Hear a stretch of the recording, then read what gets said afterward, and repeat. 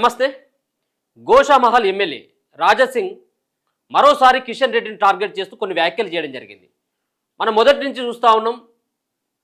Raja Singh party నుంచి suspend కావడానికి, Raja Singh party నుంచి వెళ్ళిపోవడానికి ప్రధానమైనటువంటి కారణం కిషన్ రెడ్డి యొక్క వ్యవహార శైలి నచ్చకనే ఆయన బయటికి వెళ్ళినట్టుగా బహిరంగంగా అదొక చర్చ నడుస్తుంది. ముఖ్యంగా ఆయన తన సంబంధించినటువంటి జిల్లాలో గోషామహల్ కాన్స్టిట్యున్సీలో ప్రతి విషయంలో ఆయన యొక్క పెత్తనమే నడుస్తూ ఉన్నది. ఆయన సూచించినటువంటి పేర్లు ఎవరైతే ఉంటాయో వాళ్ళకు మాత్రమే పదవులు వస్తున్నాయి.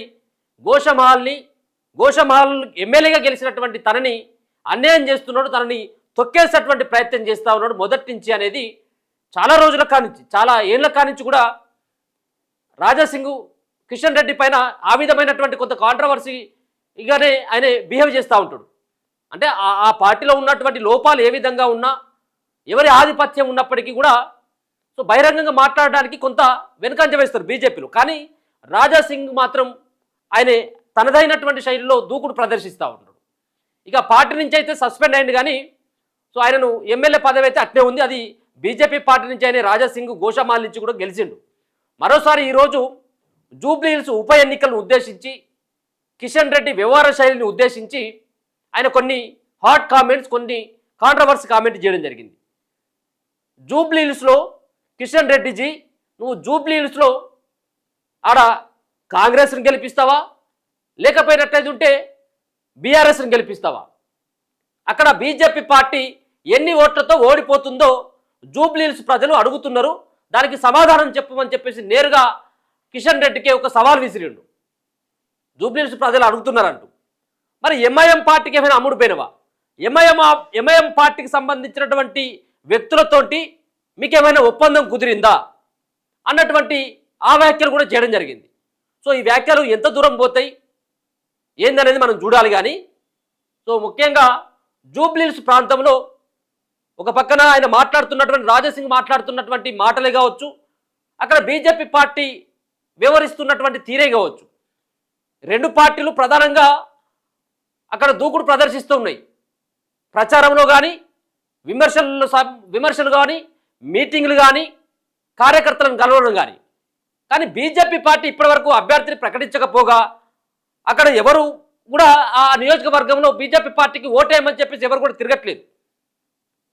అది మరి వాళ్ళు ఓడిపోతామని చెప్పేసి ముందుగానే డిసైడ్ అయిపోయేలా ఏందనేది తర్వాత విషయం. కానీ సో ఆ విధమైనటువంటి బీజేపీ పార్టీ ఎక్కడ కూడా దూకుడు లేదు. అసలు వాళ్ళ సంబంధించినటువంటి ఎవరు కూడా ఏ నాయకులు కూడా గల్లీలలో కనబడతలేరు. కరుడు కట్టినటువంటి ఈ యొక్క హిందుత్వవాది రాజాసింగ్ సో పార్టీ కోసం అలాగే హిందుత్వం కోసం తను చేసేటువంటి కార్యక్రమాలు చాలా కోకొల్లలుగా ఉంటాయి. సో మరి అటువంటి వ్యక్తిని సో కొన్ని కారణాలతోటి ఆయన బయటికి వెళ్ళడం, దాని తర్వాత పార్టీ నుంచి సస్పెండ్ చేయడం రెండు జరిగిపోయినాయి. ఇక కొన్ని రకాలైనటువంటి కొన్ని పరిణామాల తర్వాత కొంతమంది వ్యక్తులను మనతో మాట్లాడినప్పుడు రాజాసింగ్ మళ్ళీ పార్టీలోకి వచ్చేటువంటి అవకాశం ఉంటుందని మాట్లాడిండు. కానీ ఈ వ్యాఖ్యల తర్వాత రాజాసింగ్ని ఖచ్చితంగా పార్టీలోకి తీసుకొచ్చేటువంటి అవకాశమే లేదు. ఆయనకు నో ఎంట్రీ అన్నటువంటి ఒక బోర్డుని ఆడ తొలగించేటువంటి అవకాశమే కనబడతా ఉంది. ఎందుకంటే కేంద్ర మంత్రి ఆయన కిషన్ రెడ్డి సో బీజేపీ పార్టీలో చాలా కీలకమైనటువంటి వ్యక్తి. కిషన్ రెడ్డిని మాత్రమే టార్గెట్ చేసుకొని మాట్లాడుతూ ఉంటాడు. మరి కిషన్ రెడ్డికి ఈయనకు ఎక్కడ మరి పోసుకోలేదు, ఎక్కడ విభేదాలు వచ్చినాయి అనేది రెండో అంశం. కానీ నువ్వు ఏ వ్యాఖ్యలు తీసుకోగలక రాజాసింగ్ ఏమైనా మాట్లాడినట్టయితే ఉంటే ఖచ్చితంగా ఎంతో కొంత చిన్న ముక్కైన కిషన్ రెడ్డికి సంబంధించినటువంటి ప్రత్యక్షంగానో పరోక్షంగానో ఆయనను విమర్శించేటువంటి విధంగా ఆయనకు గుచ్చుకునేలాగా రాజాసింగ్ యొక్క వ్యాఖ్యలు ఉంటాయి. సో ఆయన ఈరోజు మాట్లాడిండు కిషన్ రెడ్డిజీ ఎవరిని మీరు గెలిపిస్తారంటూ ఆయన వ్యాఖ్యలు చేయడం జరిగింది. దాంట్లో మీరు బీఆర్ఎస్ని గెలిపిస్తారా, లేకపోయినట్లయితే ఉంటే కాంగ్రెస్ పార్టీని గెలిపిస్తారా? జూబ్లీ హిల్స్ ఉప ఎన్నికల పైన రాజాసింగ్ హాట్ కామెంట్ చేసినటువంటి ఒక వార్త కనపడతా ఉంది. జూబ్లీ హిల్స్ ఉప ఎన్నిక నేపథ్యంలో గోషామహల్ ఎమ్మెల్యే అయినటువంటి రాజాసింగ్ మరోసారి కేంద్ర మంత్రి అయినటువంటి కిషన్ రెడ్డి పైన సంచలన వ్యాఖ్యలు చేసినట్టుగా తెలుస్తూ ఉంది. ఉప ఎన్నికల్లో కిషన్ రెడ్డి నువ్వు బీఆర్ఎస్ని గెలిపిస్తావా, లేకపోయినట్లయితే ఉంటే కాంగ్రెస్ పార్టీకి గెలిపిస్తావా? ఇక్కడ ఎన్ని ఓట్లతో మీరు ఓడిపోతా ఉన్నారు? ఎవరైనా కానీ ఎన్ని ఓట్లతో బీజేపీ పార్టీ గెలుస్తుందో చెప్పమని చెప్తారు. కానీ ఆయన చెప్పింది ఎన్ని ఓట్లతో ఓడిపోతావో చెప్పు అంటే ఓడిపోతాం అనేది డిసైడ్ అయిపోయాడు. రాజాసింగ్ సైతం కూడా ఓడిపోతామని డిసైడ్ అయిపోయాడు. ఇప్పుడు బీజేపీ పార్టీకి గ్రేటర్ హైదరాబాద్ సంబంధించినటువంటి దాంట్లో కాంగ్రెస్ పార్టీ ఒక టికెట్ కూడా ఒక సీటు కూడా గెలుచుకోలేదు. అలాగే బీజేపీ పార్టీ కూడా ఒకటి గెలుచుకున్నది, అది కూడా గోషామహల్ సంబంధించినటువంటి రాజాసింగే. అయితే ఇప్పుడు ఇది ఈ సంబంధించినటువంటి నియోజకవర్గం జూబ్లీహిల్స్ నియోజకవర్గం, అది సికింద్రాబాద్ పార్లమెంట్ స్థానంలో ఉంది, పార్లమెంట్ పరిధిలో ఉన్నటువంటి స్థానం ఇదంతా.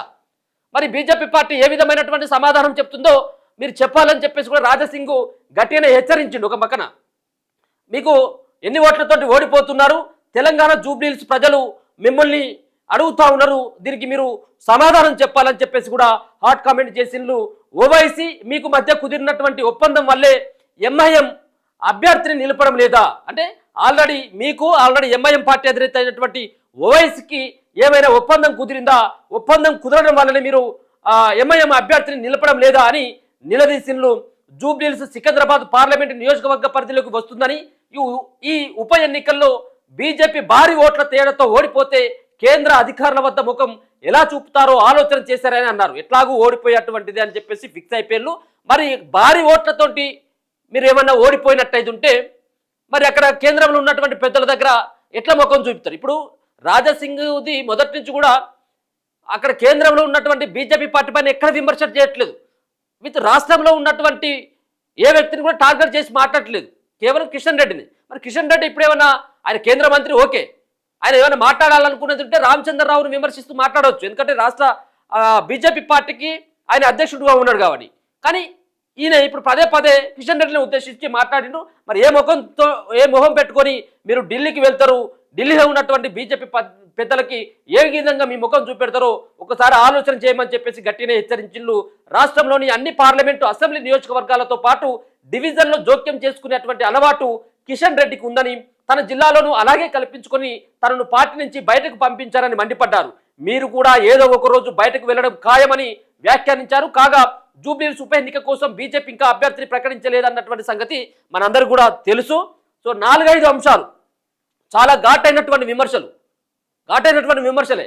ఏదో ఒకరోజు నన్ను పంపించింది నువ్వే బయటికి, నువ్వు కూడా ఏదో ఒకరోజు పార్టీ నుంచి బయటికి పోతావు, ప్రతి నియోజకవర్గంలో కానీ డివిజన్లలో కానీ ఏలు పెట్టేటువంటిది నువ్వే, అక్కడ ఉన్నటువంటి వాళ్ళలో జోక్యం చేసుకున్నటువంటిది, ఆ డివిజన్లలో కూడా జోక్యం చేసుకున్నటువంటి సంస్కృతి కిషన్ రెడ్డికి ఉంటుంది అన్నటువంటి రెండో అంశంతో పాటు మూడోది ఓవైసీకి మీకు ఒప్పందం కుదిరింది అన్నటువంటి మూడో అంశం.